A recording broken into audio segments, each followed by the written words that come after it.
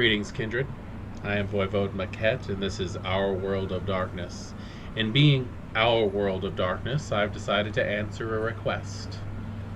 Emma Ivanova, I hope that I'm saying your name properly.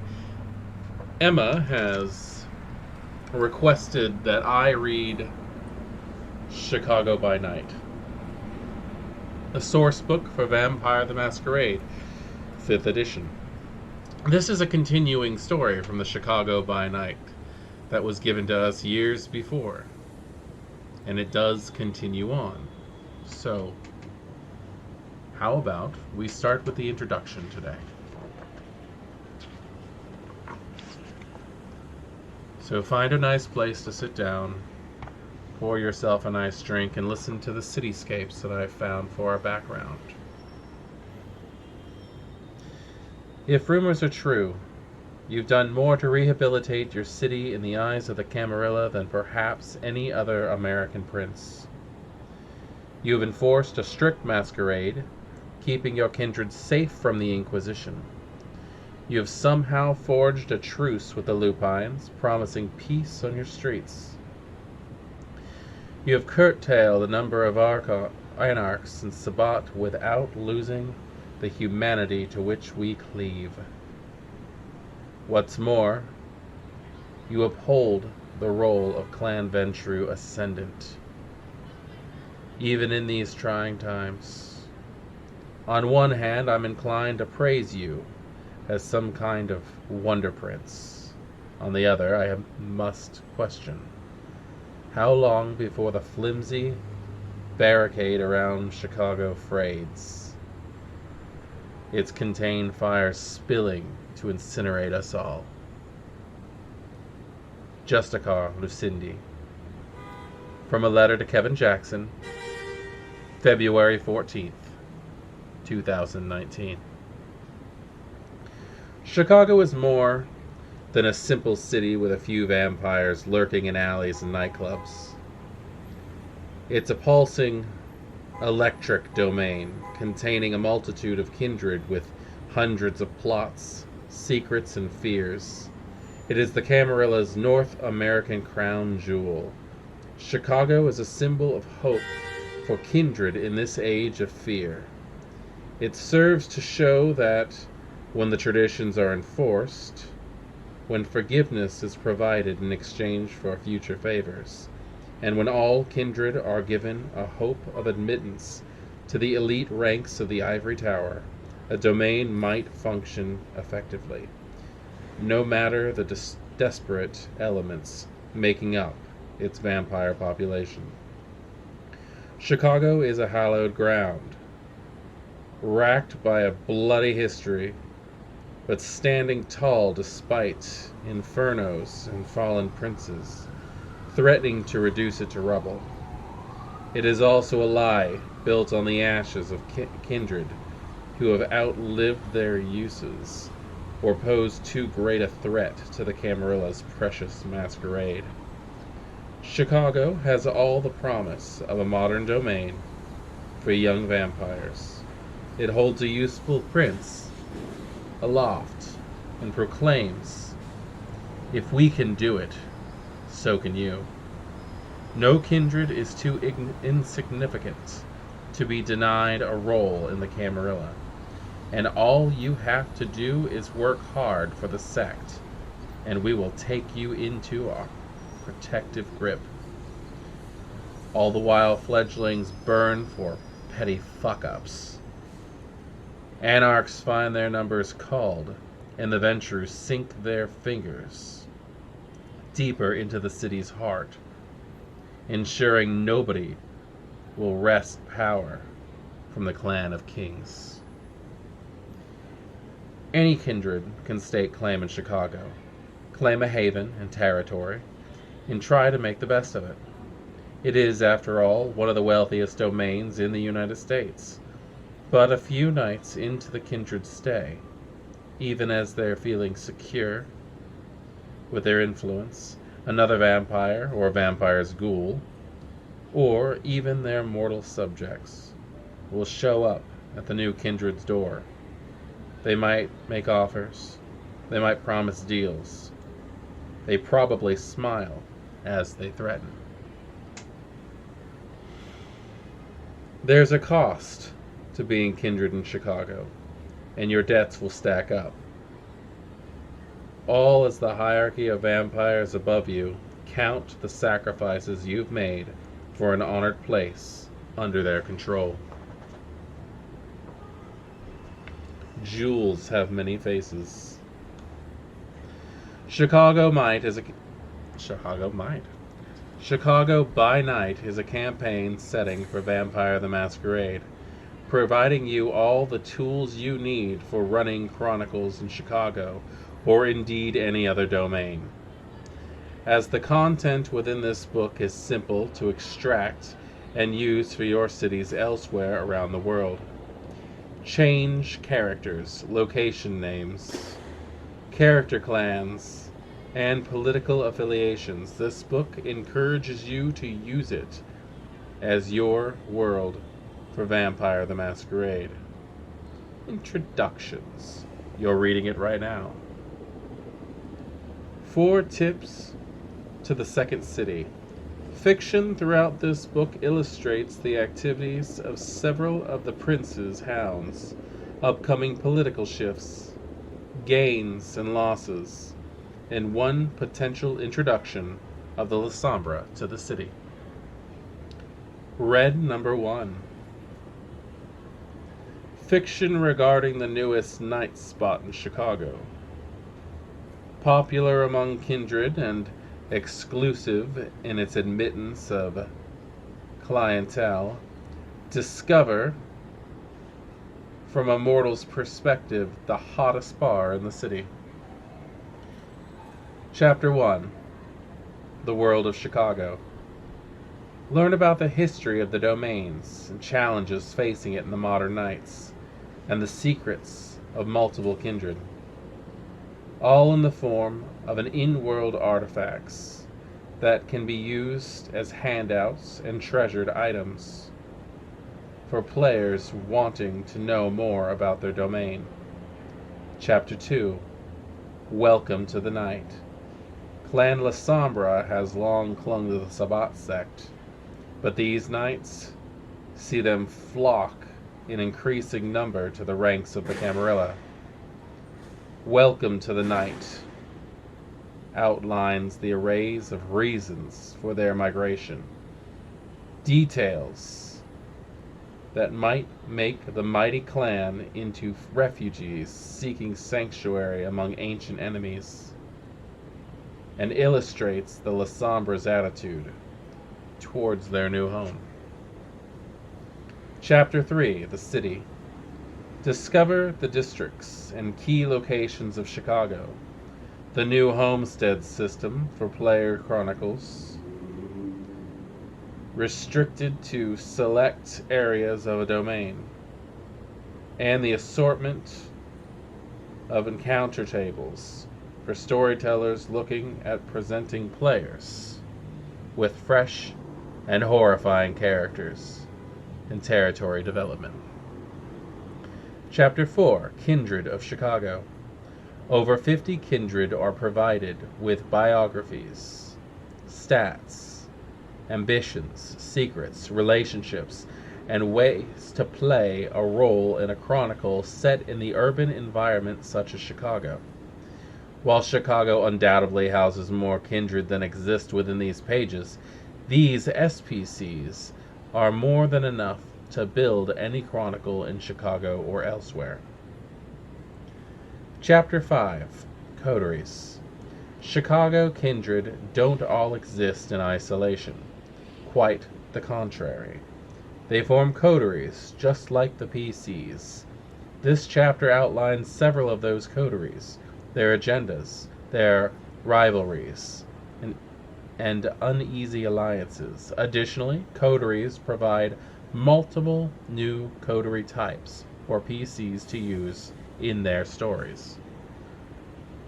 Chapter 6. Clan Lasombra. This chapter provides the information necessary to make Clan Lasombra playable, as well as detailing sample character archetypes. The clan Bane and Compulsion, along with the kinds of mortals the Magisters are drawn to embrace. It provides the clan of Knights discipline of Oblivion. Chapter 7, Lore Sheets. A city as rich in history as Chicago contains a multitude of lore sheets, connecting characters, events, regions, cults, and philosophical alignments. A character may purchase a lore sheet from this chapter to more deeply embed their past and future in this domain. Chapter 8, Chicago Chronicles. Here we provide dozens of chronicle books encompassing the core theme of kindred existence in Chicago.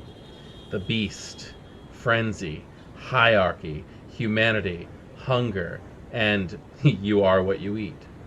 For a storyteller looking for a chronicle idea in a pinch, or the storyteller who wishes to build something grand from a small seed, this chapter contains plentiful ideas. Chapter 9, The Sacrifice. The full story in which La Sombra delegates make their bid to join the Camarilla of Chicago. Most groups will need approximately 3 game sessions to complete this chronicle. In this story, PCs engage in social intrigue, solve mysteries, and get involved in combat situations. Some of their choosing, others less so, all to eventually decide the fate of Clan La Sombra.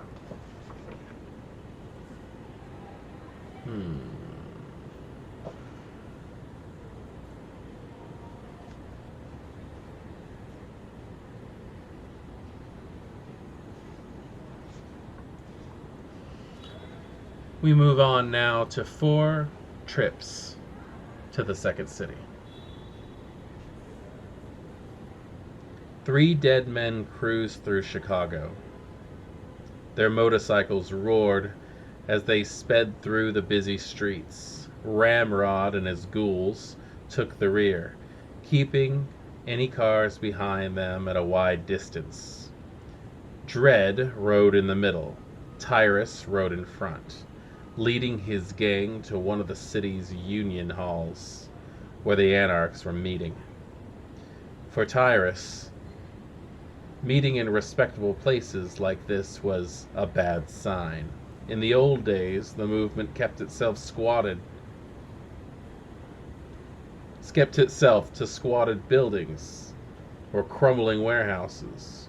Those were better times. Now, so many of the old faces had died or left for the deserts. In their absence, the Anarchs were getting bolder.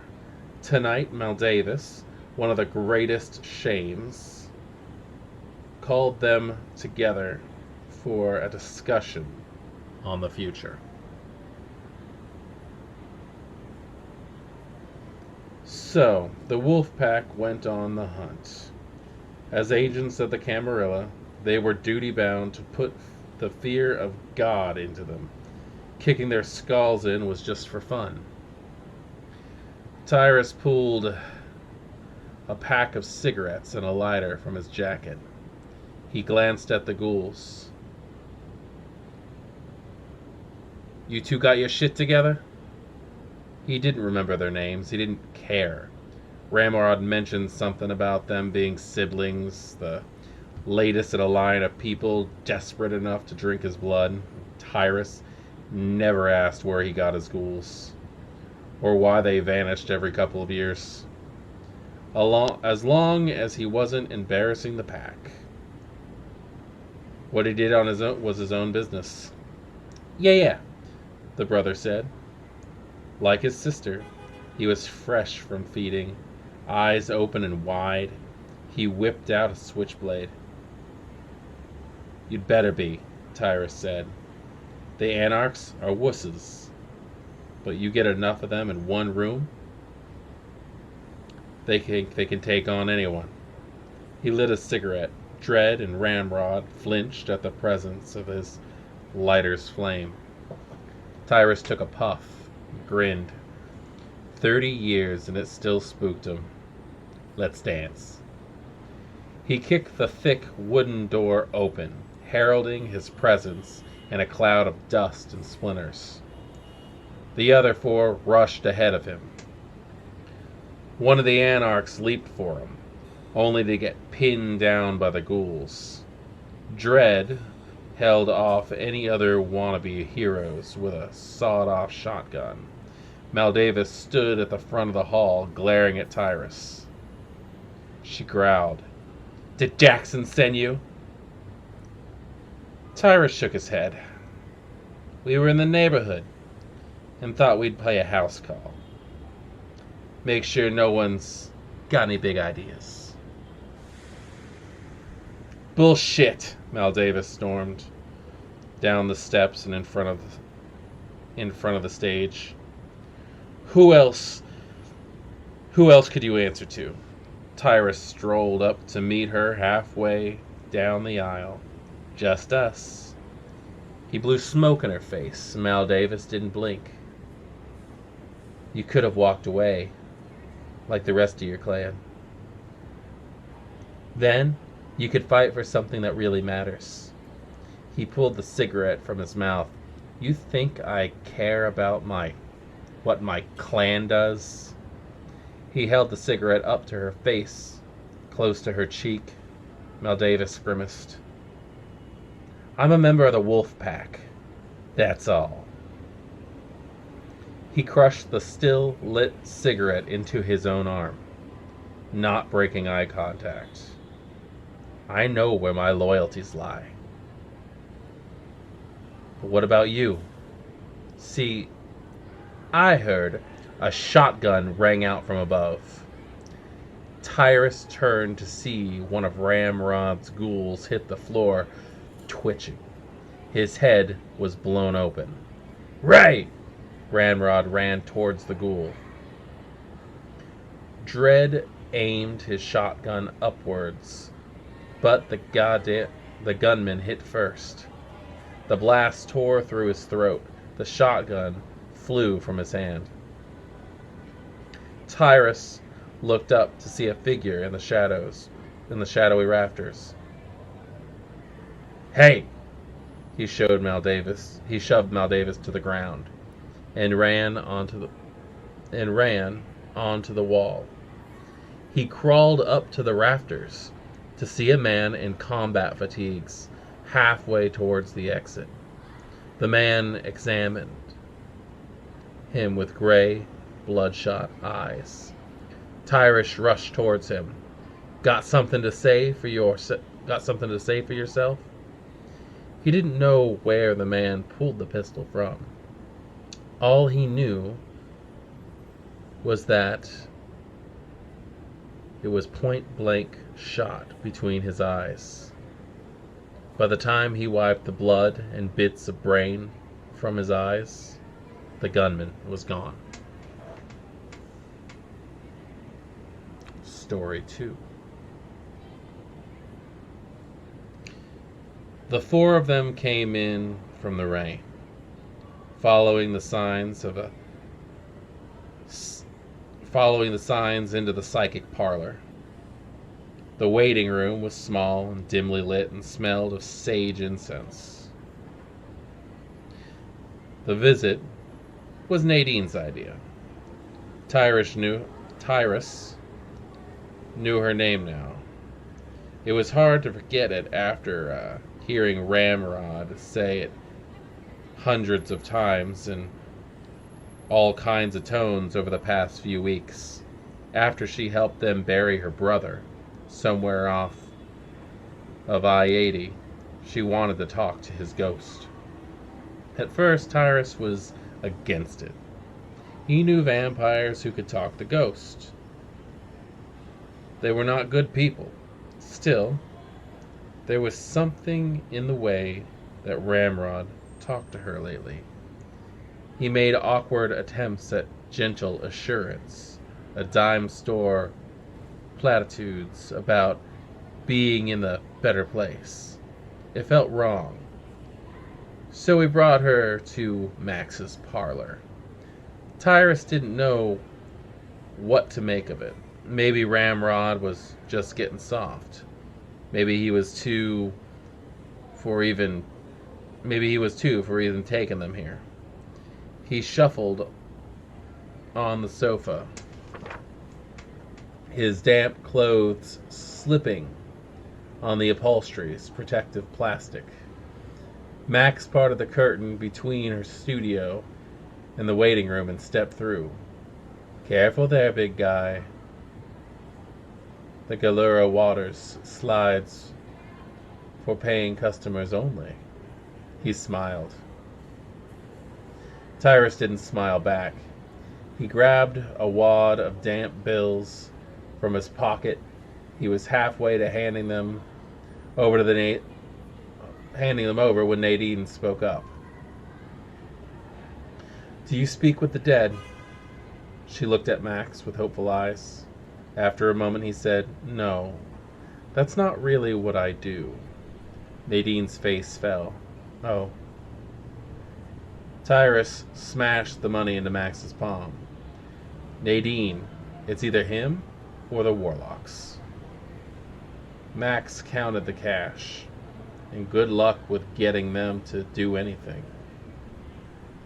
There you go, Tyrus said to Nadine. He whispered to Max, Her brother's dead. Just make her feel better. The young man beckoned the group into his studio. I'll try. He asked Nadine to shuffle a deck of tarot cards and drew enough of them to make a full half circle. While she did so, Max sat back in a chair, eyes shut tight. Tyrus frowned at Nadine as Nadine revealed the cards. It wasn't like anything in the movies. The deck was filled with images of flying dragons, iron forges, and celebrating skeletons. Max caressed each card as it came onto the table, as if he read them with his fingers. I see a soul at peace, he said. It has moved on and forgiven. Nadine let out a happy sob. Ramrod patted her shoulder. Dread and Tyrus looked at each other, the former wearing a bemused smile. Max continued down the spread. He frowned. I see wolves. Tyrus raised an eyebrow. The seer continued. They've been running for years. They don't know how tired they are. They don't see the eagle watching them. Tyrus stood up. What are you talking about? The pack leader thinks he can hide in the forest. They follow, but the evil hops from tree to tree. Max moved through the cards faster, tapping each one. They think they're all alone, and the pack leader takes a moment to lick his scars, but the eagle comes down. And the last thing the leader sees before it tears out its throat is these big gray eyes. Tyrus slams his hands on the table. Shut up! Max came out of his trance. You're all in danger. Nothing new. Nothing new there. Tyrus stepped through the curtain. Let's go, Pack. We got what we wanted. Don't leave the city, Max yelped.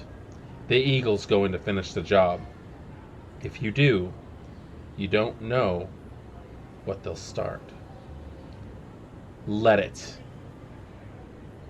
Tyrus said. I could go for a rematch. Story 3. When Sierra von Burris accepted the Wolfpack's demand to see her, requested that they obey the Asako penthouse dress code of tasteful modern formal wear. When they finally arrived at the hotel, only Nadine and Ramrod fit the criteria. She still had some good clothes that she hadn't sold off yet, and let her sire use her brother's dress shirt and pants. The plaid Civil War era get-up, dread war, fit the spirit of the law, if not the letter. Tyrus didn't bother, wearing the same leather chains and boots he always wore. Sierra looked over him with a sneer. You can't even follow simple directions. Directions are for chumps, Tyrus said. Just what I want to hear from an Archon. She mentioned to an attendant, bring us the drinks. She set them at the table. They heard a chorus of screaming from the room next door. The screaming faded to whimpers of pain. The attendant returned with glasses of warm, fresh blood. She placed one of the glasses before Nadine, who gulped it down in one go. Sierra smirked, as she knew. Now, not that new, she answered, still taking in all the flavors of terror the blood had. A couple nights. For all his fear of going soft, taking the pack on their first hunt with newly embraced Nadine was a smashing success. It was serendipity. A whole family's car broke down on a private road. They even trusted the pack right up until they unleashed her on them. Naivety was a rare thing nowadays, Tyrus thought. Something to treasure. Sierra slid a manila folder over the dining table. Tyrus caught it and pulled it toward him, marking it with an oily handprint. That, she said, is Clan Lasombra's petition. Dread rose from the table, hand on a shotgun. Lasombra? Shadows snaked up the walls and ceilings around Sierra. Tyrus grabbed his friend and threw him back on his seat. Easy. Easy. He hated to admit it, but this was a fight he couldn't afford to start. The room returned to normal. He didn't know, Sarah asked. I kept him in the dark, Tyrus said. No pun intended. Dread glared at her. I've had bad experiences with shadows. After a moment to regain her composure, she continued. The petition describes what we hope to bring to the Camarilla, and what we have done to earn our place. I trust that you will bring it to the prince as soon as possible, so we can begin negotiations. Yeah, he'll get it. Tyrus sniffed the blood in the glass. It was human enough. After taking a sip, he said, You know, it's funny. What? The Lasombra had everything in the Sabbat. If these negotiations screw up, you get nothing. If I didn't know any better, I'd say you were rushing it. You're rushing it to it. I'd say it looks like you're all running from something. Sierra gripped her empty glass. You might be right. Story 4. 2 dead men talked on the pier. After Tyrus finished his report, Prince Kevin Jackson kept quiet for a long time. They listened to the sound of water lapping against the beach. Then the prince said, Do you know what your problem is, Tyrus? Tyrus stretched his back. I'm just too handsome. You start shit, Jackson said. You act like nothing's changed. and it's putting us all in danger. Hey, Tyrus said. You want to keep the peace? Sometimes you gotta bust some heads. That's what I mean. You still think your gang's the only thing keeping the peace. So you bust an Anarch meeting where I already had people in place, and then you go around and antagonize the person I asked you to speak with. Tyrus scoffed. We're just asking the questions that need to be asked. You don't think I was already asking? Prince Jackson grabbed Tyrus's shoulder and pulled him closer. It's the 21st century, Tyrus. We keep order, but we keep everyone safe while we do it. Do you think you're keeping everyone safe? Well, Tyrus stood up. I better get back to the pack then. Wouldn't want us to start shit, huh? Make things unsafe. Jackson motioned for him to sit. I wasn't finished. I have a job for you. Oh? The prince handed him a picture of a smiling young black man. He's one of ours. But he's looking to move to Seattle. Now, he hasn't traveled before, and that's a bigger trip than just going to Milwaukee. He'll need protection, and you live on the road. Tyrus turned the picture over in his hands. Always wanted to see the forest. Tyrus turned the picture over. Jackson raised an eyebrow. Tyrus grinned. Don't worry about it. Just thought of something I heard a while back. I'll tell the pack to gear up. Jackson nodded. The prince walked from the pier, escorted by his guards. Tyrus stayed. He smoked a cigarette and watched Lake Michigan gleam in the moonlight. Well, I think that's about enough for one video. The introduction and the 4 tales. So far, I think this book is turning out to be delicious. The next time we meet, we read Red number 5. Good evening.